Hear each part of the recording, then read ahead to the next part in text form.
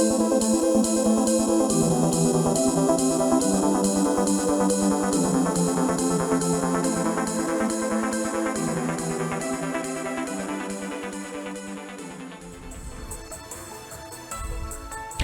and welcome to this number 4 in this Pilates Flow sequence. So we're getting towards the end of our sequence now, to the very last bit. So we finished off by doing, I'm going to come down to the floor, in being in this crossover position with the leg crossed over. Yeah. Now what we're going to do from here is do a slow press up to the floor. So I'm just going to come down to the floor, work my shoulder blades down, and then very slowly press, staying in control. Obviously you can do it with your knees down, you can do it in a box position, and then lifting in through my core, and then I'm going to go into what we call a dart position, so lengthening the arms. Now you can do this with your head resting and your forehead resting. You want to bring your heels in together, and then you can just do, this is level 1, lift up the feet up off the floor and squeeze into your buttocks, and then you lift up through your pelvic floor and you draw your shoulder blades down at the same time, really lifting through the core muscles, squeezing the buttocks, working length into the neck by drawing the shoulders down. So that would be your level 1. Level 2 would be to come into a full dart position. Now I do darts slightly differently because I turn my thumbs out and up, lengthening from the ear to the shoulder, rather than doing a traditional dart that way. But by opening out through the chest a little bit more, that you really get a better length through the chest, but also better length in the arms and better muscle control in the arms as well. Now the third version, which is really hard, is to come up and do swimming.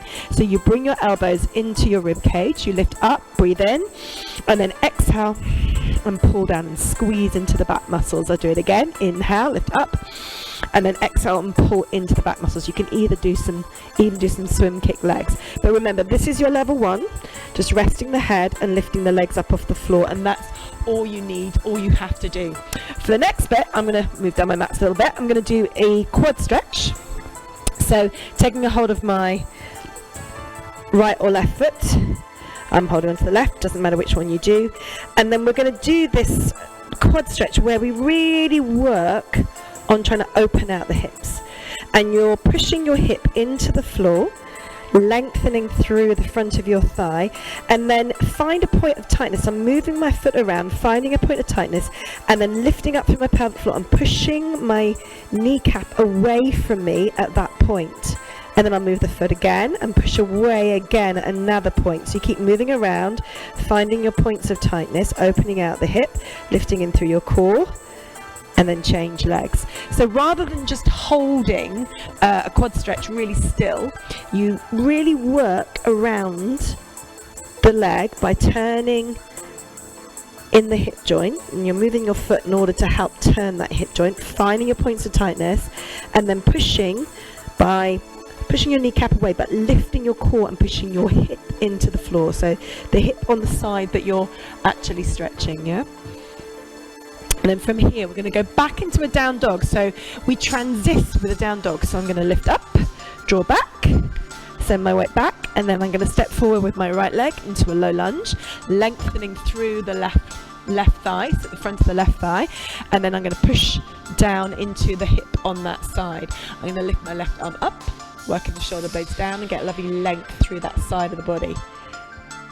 And then we're going to do our side plank again. Now remember, we did side plank already, but we're going to do it again now in this sequence, but we're going to repeat it through on the other side, so you get to stretch through on the other side as well. So I'm going to lift the left arm up, and then I'm just going to thread the needle again.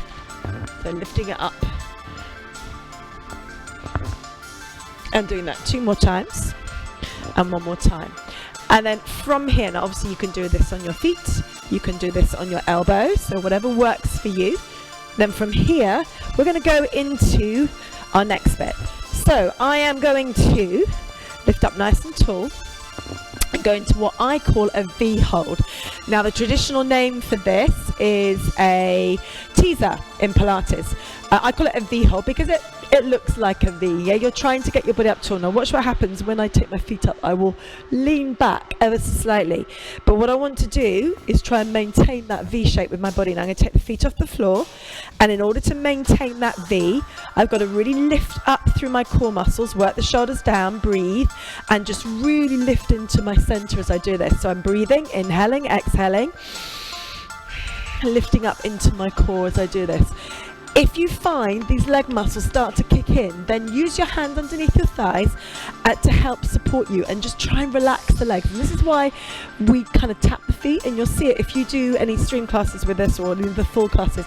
We kind of do this and swing our legs quite a lot, and that's because we're trying to release the legs, because what you want is your core muscles working. So I'm doing a lot of stop and a fart, stopping away, lifting into my center and feeling my belly coming in, and working the shoulders down, looking straight ahead, keeping that back nice and long. And then from here I'm going to go into some rollbacks. Now this part of this flow is very similar to the one we did for the Christmas Fit Survival Guide. So if you've ever watched that, that's on our YouTube channel, you may have seen some of these moves. But I'm now doing some rollbacks with rotations. So I'm tucking right in and then lifting back up, and then tucking back in and then lifting back up. And I'm going to really tuck my tail between my legs as I go down, and then do a little rotation. And when I'm doing the rotation, I'm not lifting my chest up, I'm tucking in. Yep, so it's a kind of curled move. So we're working those superficial abs. Yeah. And then we're going to go all the way down to the floor. And to go to the floor, I'm going to really tuck and tuck and tuck and control it and control it and control it. And then I'm going to go up into a bridge position. So I'm going to tuck and roll up, squeeze into my buttocks, open through the hips at the front by really engaging the glutes. I'm sucking my tummy muscles in, and this is really important. You squeeze your bottom to make sure that the lower back doesn't take any stress. So you squeeze into your buttocks. Now we definitely did this in our Christmas Fit Survival Guide. So if you've done that, you'll recognize this. You're going to squeeze the right buttock and then lift the left foot, and then squeeze the left buttock and lift the right, and do that again. Squeeze and lift, and then again squeeze and lift. And then we're going to squeeze both buttocks together and circle the arms up. And as I take my arms back, I'm going to come up onto my toes, really tuck the tail, squeeze the bottom and circle the arms around. Now I could show you different levels for this, but do you know what? It's all about using those glutes. So let's just try it again. So squeeze the buttock, squeeze the right buttock, and I was lifting the foot off the floor. Now you don't have to lift the foot. You could just squeeze your bottom and then squeeze your bottom. That's all you have to do. You're just alternating right buttock and then left buttock. And it's really important you try and maintain this openness in the hips. But keep this bit the same. So you can do it without the leg lift. But for this bit, I think anyone at any level should try. You don't have to take your feet off the floor. That's the only exception. But you can still get that lovely opening in your chest. And as long as your buttocks are squeezing, then you should be fine. If you do feel it in your back, just go into a lower bridge and tuck and squeeze your bottom in that lower position. If you feel your hamstrings kicking in, again, just drop down a little bit lower, and then you will feel a lot better as you're doing this. Now let's tuck and roll all the way down, and I'm going to grab my band here. Now we use these bands quite a lot, and they're very useful, but if you haven't got one, all you need to do is lay a towel out in exactly the same place. Yeah, so lay it out on your mat, and then I'm going to roll my spine down onto the band, and then you pick either your band or your towel up. And the great thing about this, and actually a towel's slightly easier in that it's wider, so you just hold the corners of the towel, and then I'm going to curl up. Now I'm doing this initially with my legs bent, so if you don't have a very strong tummy, then start with your knees bent. What's really important though when you do this is you relax your pelvis into the floor. You don't want to tuck. Yeah, you keep your tailbone down. You then take a breath, you inhale, exhale, and the important bit of the towel or the band is that you can relax your head back into it. So you don't pull on your head, you lift up through your deep core muscles, and then you curl up. Yeah, and then you do it again. You inhale, exhale, lift up through your core muscles, and then you curl up some more. And then do that again. Inhale, exhale, and then lift up and curl. Now we can do this with the legs straight. This is harder because you've got to really be able to control your deep core muscles, and you don't curl without using the inner muscles. And I want you to think of them like an internal hook that goes from the back of the pelvic floor into the front and into your belly. So it's like a hook going through you internally. So you stop a fart, you stop a wee, and you pull it into your tummy like that. So we're going to take a nice big deep breath. Inhale. Exhale, lift up from the back of the pelvic floor into the front, and then you curl up. Relax your head back into your band. Do it again. Inhale, exhale, and lift and curl up. And then do that one more time. Inhale, exhale, and then lift and curl up. And then release. I'm going to hug my knees into my chest, and then I'm going to rock and roll up. So I'm going to come up, and we're going to do that low lunge, which is how we started, and we're going to do our side plank on the other side, and we're just going to repeat this through one more time. So I'm going to go into my side plank, but on the other side this time, and I'm going to lift up, and you can do it on your knee. Remember, we can thread the needle. If it feels good, do it. Or we can take it up and over. So you've got different levels there. So stay on your knee if you need to, and remember, if it feels good and better for you, you can do it on your elbow as well. Just make sure your shoulder and your elbow are in line, and you're lifting your bottom rib up. We're then going to go into that V hold on this side. So doing it the other way around this time. So lift up nice and tall. Lift, lift, lift, lift, lift. Work the shoulder blades down. Have that apple under your chin. Breathe for me. See if you can take your feet off the floor and just do those little toe taps. Can you try taking your hands away? It's quite tricky. See if you can do it.